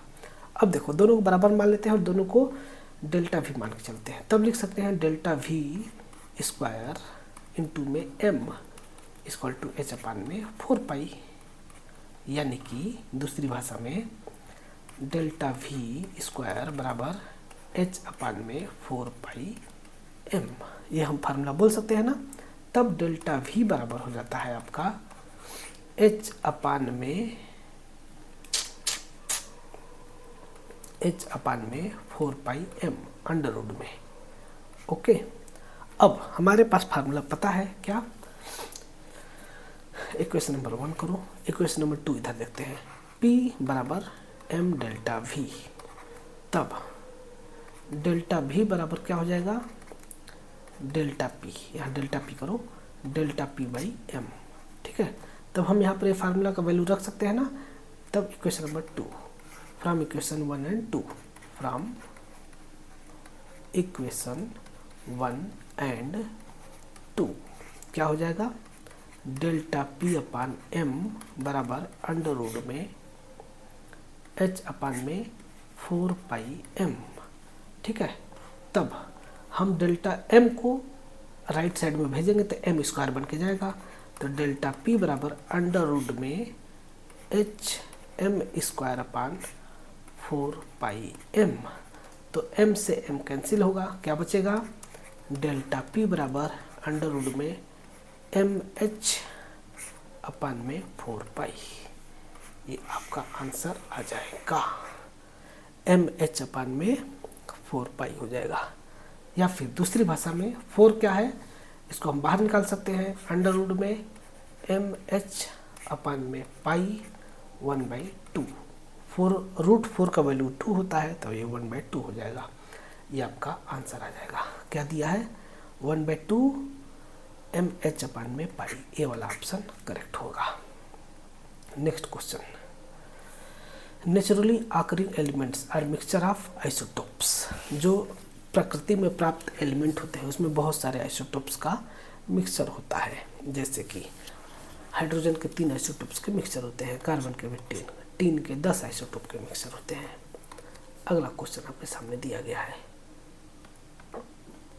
Angular momentum of an electron present in first excited state of hydrogen is 1.5 h अपान पाई। ये क्या दिया है आपका वैल्यू 1.5 h अपान में पाई। तब इलेक्ट्रॉन प्रेजेंट इलेक्ट्रॉन किस ऑर्बिट में प्रेजेंट है। तब हमारे पास एंगुलर मोमेंटम का फार्मूला होता है mvr इक्वल टू nh अपान में 2 पाई, nh अपान में 4 पाई होता है शायद, सही है 2 पाई। ठीक है, अब यहाँ पर वैल्यू दिया गया है, इसका वैल्यू दिया गया है 1.5 h अपान में 1.5 h अपान में पाई। तब 1.5 का मतलब होता है 3/2। तब n की वैल्यू अगर हम 3 रखेंगे तब आंसर आ जाएगा, यानी कि थर्ड हो जाएगा। यानी कि n की वैल्यू अगर हम 3 रख दें तो 3h अपान में 2 पाई, तो 3/2 का वैल्यू क्या हो जाएगा 1.5। एकदम इजी क्वेश्चन था। How many electrons can fit in the orbit that comprise third quantum shell. Third quantum shell में how many electrons can fit into the orbitals that comprise third quantum shell. Third quantum shell में यानी कि n बराबर 3 में जितने भी orbitals हैं, सभी ऑर्बिटल्स में कितने इलेक्ट्रॉन आएंगे, तो फार्मूला लगाएंगे 2n स्क्वायर, यानी कि 2 इंटू में 3 का स्क्वायर, यानी कि 18 इलेक्ट्रॉन। कितने इलेक्ट्रॉन आएंगे 18। अगला question, uncertainty in position and momentum will be equal to uncertainty in velocity are equal X के। वही क्वेश्चन फिर से है क्या? नहीं, यहाँ पर क्वेश्चन बदल दिया है। Uncertainty in position and momentum बराबर है, पोजीशन और मोमेंटम का अनसर्टेनिटी बराबर है, तो अनसर्टेनिटी इन वेलोसिटी क्या होगा। सेम टाइप का क्वेश्चन है, बस थोड़ा सा डिफरेंट कर दिया है। देखिए दिया गया है इस बार delta x equal to delta p. हमारे पास फार्मूला पता है, delta x to delta p greater than or equal to h upon में 4 पाई। ठीक है, greater than or equal to क्या होता है एच अपान में 4 पाई। तब आपको बताना है कि इसको हम दूसरी भाषा में लिख सकते हैं, डेल्टा एक्स और फिर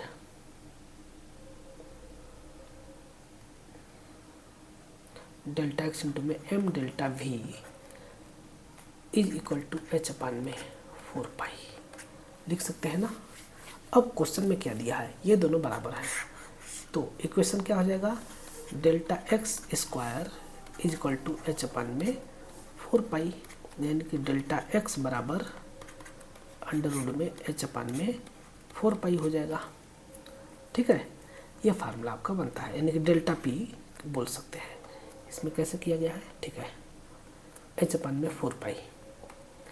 अब पूछ रहा है वेलोसिटी के द्वारा इसका कंपेयर करना है, तो जब हम इसका वेलोसिटी के साथ कंपेयर करते हैं तो ये क्या होगा, इसके बारे में हमें बताना है।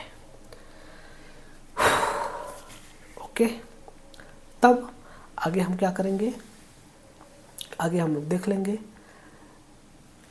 इस केस में डेल्टा एक्स बराबर ही आपका एच अपान 4 पाई है, तब ये डेल्टा पी भी हो जाएगा, तो डेल्टा पी हो जाएगा तो यही क्या हो जाएगा, यही आपका डेल्टा वी भी हो जाएगा, एम डेल्टा वी भी हो जाएगा।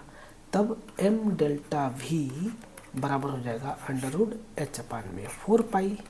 तो जब ये वैल्यू भी एच अपान 4 पाई के बराबर हो जाएगा, तब डेल्टा वी बराबर क्या हो जाएगा, डेल्टा वी बराबर हो जाएगा एच अपान में 4 पाई एम स्क्वायर, यानी कि डेल्टा वी बराबर, नहीं इसको डायरेक्ट बाहर रखो, एक स्टेप क्यों बढ़ाना, 1/m। ठीक है, डेल्टा वी बराबर कितना हो जाएगा 1/m एच अपान में 4 पाई। बाहर दिया है कहीं, हाँ, एच अपान 4 पाई को भी हम 2 पाई कर सकते हैं ना, एक स्टेप बढ़ा देते हैं, डेल्टा वी बराबर 1/2m एच अपान में पाई अंडर रूट में। ठीक है, इस प्रकार से इस क्वेश्चन को हम लोग सॉल्व कर सकते हैं। प्यारे बच्चों, समझ में आया? ये वाला आपका हो जाएगा। 1 बज गया रात का, ऐसे कैसे काम चलेगा। प्लैंक कांस्टेंट है जे यूनिट, प्लैंक कांस्टेंट का यूनिट किसका होता है, एनर्जी का, एंगुलर मोमेंटम का, या फिर लीनियर मोमेंटम का। तो यहाँ पर आपका क्वेश्चन होता है ये प्लैंक कांस्टेंट का यूनिट का लीनियर मोमेंटम का होता है, क्योंकि ये क्या होता है, जूल सेकेंड होता है, जूल सेकेंड। और जूल सेकेंड को क्या बोलते हैं, किलोग्राम मीटर स्क्वायर सेकेंड की पावर -1। ठीक है, तो ये आपका होता है। Okay, which are the following electronic configuration of d orbital have highest affinity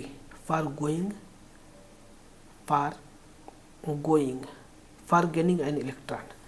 किसके लिए सबसे ज़्यादा एफिनिटी चाहिए इलेक्ट्रॉन को गेन करने के लिए, हैव हाईएस्ट एफिनिटी, है ना, इसके बारे में बताना है। तब इसके लिए आंसर क्या हो जाएगा, 41 का हमने सही नहीं किया है ना।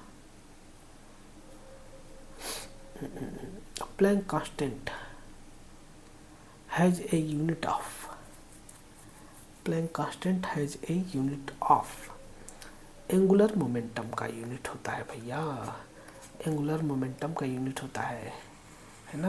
वही तो हम भी सोच रहे थे, क्योंकि एंगुलर मोमेंटम में क्या होता है, एंगुलर मोमेंटम होता है MVR। m का यूनिट होता है किलोग्राम, v का यूनिट होता है मीटर पर सेकेंड, r का यूनिट होता है मीटर। तो इससे मिलकर के बनता है किलोग्राम मीटर स्क्वायर सेकेंड की पावर -1। लीनियर मोमेंटम नहीं, एंगुलर मोमेंटम। अब इस केस में दे रहा है which are the following electronic configuration of d orbitals will be highest affinity for gaining electron. किसके पास सबसे ज़्यादा प्रबल इच्छा होगी इलेक्ट्रॉन लेने की। तब जो हाफ फील्ड और फुल फील्ड होता है वो स्टेबल होता है, तो जो हाफ फील्ड और फुल फील्ड बन रहा होगा उसकी सबसे ज़्यादा प्रबल इच्छा होगी कि हमें इलेक्ट्रॉन मिले। तब इस केस में डी वाला हो जाएगा, 1 इलेक्ट्रॉन मिलेगा तो 9 से 10 हो जाएगा, इसलिए इसकी सबसे प्रबल इच्छा होगी इलेक्ट्रॉन को गेन करने का। ठीक है, तब यहाँ पर हम लोग देखते हैं। अब नेक्स्ट क्वेश्चन दिया गया है, energy of electron in first level में इलेक्ट्रॉन की एनर्जी दिया है -21.79 10⁻12 अर्ग पर एटम। तब energy of electron in second energy level पर क्या होगा इसका वैल्यू। तब यहाँ पर फार्मूला होता है En बराबर E1/n। n की वैल्यू हम क्या रखेंगे, 2 रखेंगे। E2 बराबर E1/2 कर देंगे। ठीक है, 2 का स्क्वायर n स्क्वायर होता है, तो यहाँ 2 का स्क्वायर कर देंगे। तो E1 की वैल्यू कितना दिया है, तो -21.79 मल्टीप्लाई बाई 10⁻12 यहाँ पर कर देंगे 4। अब इसको सॉल्व करेंगे तो ये 20 का 4 बार में जाएगा, तो कितना आंसर आएगा, तब इसका आंसर आ जाएगा 0.54 के आसपास आएगा शायद, नहीं 5.44, 43 का बी वाला आंसर हो जाएगा। ठीक है, इजी क्वेश्चन था, कर सकते हो। Maximum number of orbitals that can be identified, इसके अंदर मैक्सिमम नंबर ऑफ ऑर्बिटल बताना है। n बराबर 3 दिया है, l बराबर 1 दिया है, m बराबर 0 दिया है। तो m बराबर 0 के लिए maximum number of orbital n बराबर 3, l बराबर 1 का मतलब 3p में टोटल नंबर ऑफ ऑर्बिटल कितने होते हैं, 3 होते हैं। अब वह ऑर्बिटल जिसमें m की वैल्यू 0, तो फिर होता है +1 0 -1, तो 0 के लिए एक ही ऑर्बिटल आएगा। ठीक है, 44 का आंसर आ जाएगा आपका डी। ठीक है, इस प्रकार से करते हैं क्वेश्चन। लास्ट क्वेश्चन आज का ये लास्ट क्वेश्चन देखते हैं। Bohr model violets the rule of all classical physics, it assume that. Bohr model जो है कि सभी क्लासिकल फिजिक्स जो न्यूटन द्वारा बताया गया था उसको जो है कि ब्रेक करते हैं और अपना रूल देते हैं। तो इसमें से कौन सा एजप्शन उनका है, all electrons have same charge, the nucleus have same charge, nucleus के पास सेम चार्ज होता है, electron can revolve round the nucleus, electron जो है राउंड द न्यूक्लियस घूमता है, ए charge particle can accelerate without emitting radiant energy. एक charge particle जो है कि आपका एक्सेलरेट कर सकता है बिना इमिटिंग रेडिएशंस के, है ना। तब ये जो है कि बोर के नियम का वायलेशन है ना। क्लासिकल फिजिक्स के रूल्स को यह क्या होता है, ब्रेक करता है, ये वाला। Bore models violets the rule, है ना, of classical physics because it assumes that. Bohr model classical physics के रूल के अगेंस्ट है, क्योंकि यह एज्यूम करता है कि जो एक चार्ज पार्टिकल है, जो ऑलरेडी चार्ज है, वह विदाउट इमिटिंग रेडिएंट, बिना रेडिएशन के इमिट किए भी क्या कर सकता है, एक्सेलरेट कर सकता है। यानी कि इस केस में डी वाला ऑप्शन सही होगा। ओके, तो ये था आपका टोटल 45 क्वेश्चन जो कि आपके नीट में पूछा गया था। फिजिकल केमिस्ट्री का था, इसलिए इसमें थोड़ा टाइम ज़्यादा लग गया। अप्रॉक्स समय लग रहा है कि 1 घंटे से ज़्यादा हो गया, 1 घंटा 25 मिनट का पूरा समय लग गया। ठीक है, तो इसके ऊपर हम लोग कल अब नेक्स्ट क्लास में नेक्स्ट वीडियो के ऊपर चर्चा करेंगे। आज के लिए बस इतना ही रखते हैं। 1:10 हो गया, हमें सोना भी है, बहुत ज़्यादा नींद आ रही है। ओके बच्चों, ठीक है, गुड नाइट।